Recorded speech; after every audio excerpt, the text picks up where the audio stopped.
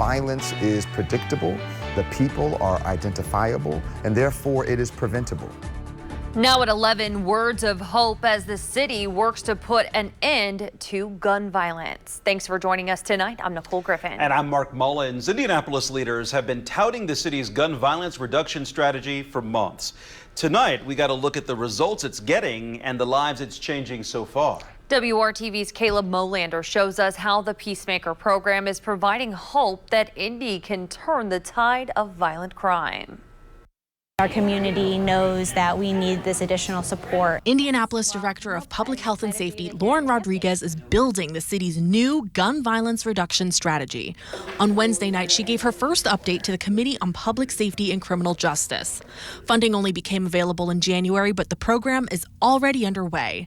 The city has already hired 42 of 50 peacemakers, many of whom are already trained and on the streets. It warms my heart to see how many people have applied for these positions that we have. The growth and expansion that we've seen in Indianapolis really is better than any other city in the country, not just because I'm standing here. David Muhammad is the executive director of the National Institute for Criminal Justice Reform. The group was brought in to identify the most effective and efficient ways for Indianapolis to use its funding. We discovered that there's a small number of people at very highest risk of being involved in gun violence. About 65% of all shootings in the city involve people with the same series of risk factors. Those factors include gang affiliation, unemployment, and lack of high school education, among other things. The Peacemaker program works to identify those at-risk people and funnel them into services.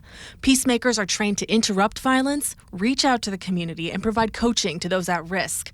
They are stationed in nonprofits and schools, with plans to expand even further.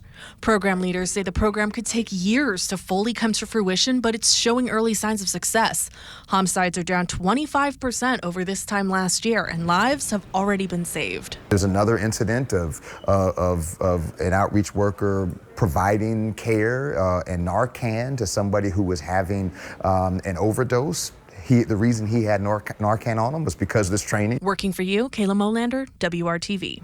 Well, the city is protecting the identities of the peacemakers and those they serve, but officials did share a story of one person in the program who is seeking mental health resources in an effort to regain custody of their children. Where that person is now on the road to recovery after working with their life coach Peacemaker.